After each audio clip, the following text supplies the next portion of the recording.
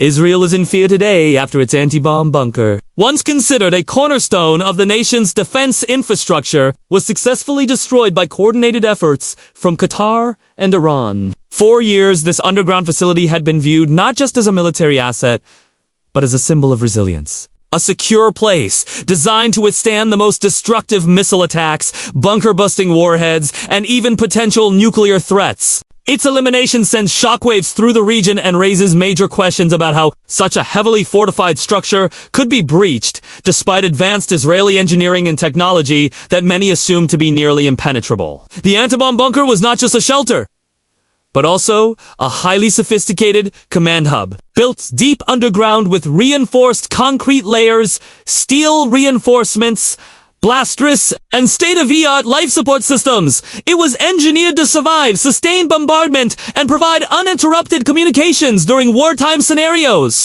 The design emphasized redundancy, meaning that even if one system failed, others could keep operations going. Power supplies were supported by multiple generators. Air filtration systems could withstand chemical and biological threats. And communications were designed to remain intact even under electronic warfare. For Israel, this bunker represented the crown jewel of its defensive architecture, a hidden fortress meant to outlast prolonged conflict and give leadership the ability to strategize while under siege. Yet the attack carried out by Qatar and Iran showcased both precision and planning. Reports suggest advanced bunker-busting ordnance, possibly deep penetration-guided munitions combined with real-time intelligence, played a pivotal role in breaching the reinforced layers. Unlike conventional missiles that scatter damage across the surface, these specialized weapons are engineered to dig deep before detonating, releasing concentrated explosive force at the weakest point of the bunker. This suggests that either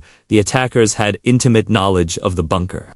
Design of the missiles used incorporated cutting-edge target guidance systems that identified structural vulnerabilities in real time. For analysts, this event signals that traditional fortification methods, no matter how robust, are increasingly vulnerable against evolving missile technology and cooperative military strategies. From a performance standpoint, the bunker had been tested in simulations and drills, and Israeli officials long praised its ability to withstand massive barrages. Engineers highlighted its layered defense, comparing it to a fortress within a fortress where each level protected the next. The life support and ventilation systems were among the most advanced in the world, ensuring occupants could survive underground for weeks without exposure. It also incorporated digital command interfaces, satellite uplinks, encrypted communication lines, and hardened computer servers to continue functioning even in an electronic warfare environment. In terms of design, it represented decades of experience in underground construction, drawing lessons from Cold War-era shelters, nuclear silos, and Israel's own experience with threats from neighboring states. But what was once seen as a near-perfect design revealed flaws under real attack conditions.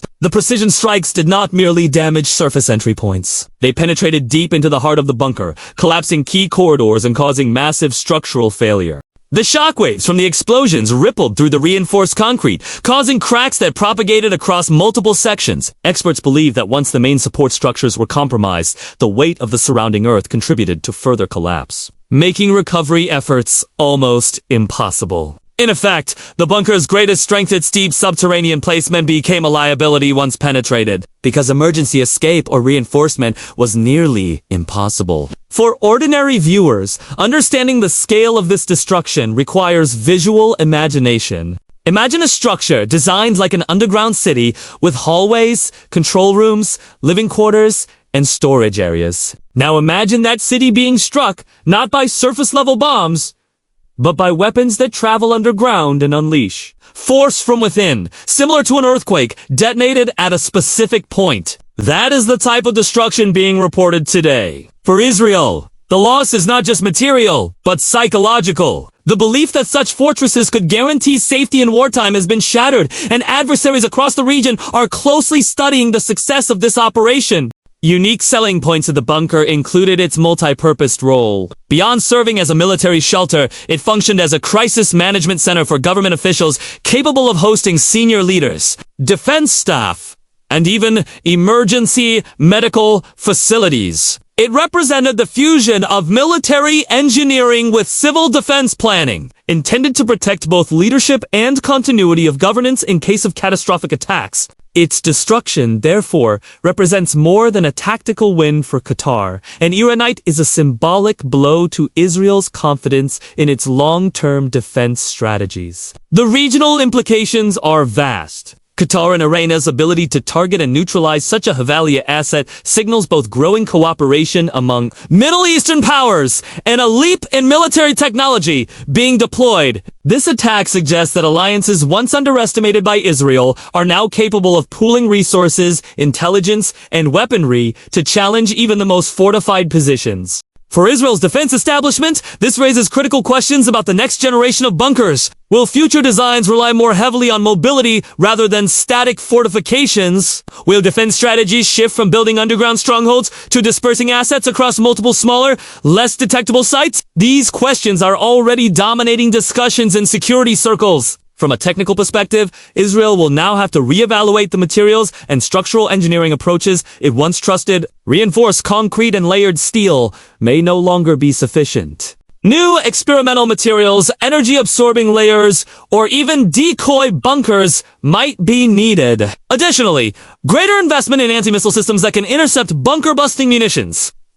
Before impact could become a priority, this shifts the defense mindset from passive protection to active interception. For the general public, what stands out is the sheer audacity of the attack. To think that a structure hidden underground, fortified with some of the most advanced engineering in the region, could be located, targeted, and destroyed, reveals the sophistication of modern warfare. No longer are wars fought solely on open battlefields. They're fought underground in cyberspace through intelligence and with precision technologies that leave little room for error. The bunker. Destruction is therefore not just a military setback, but a demonstration of the new era of warfare where no asset, however hidden, is truly safe. In terms of design elements, the bunker was almost a marvel of subterranean architecture. Built with modular sections that could be expanded or sealed off, it was designed like a honeycomb compact,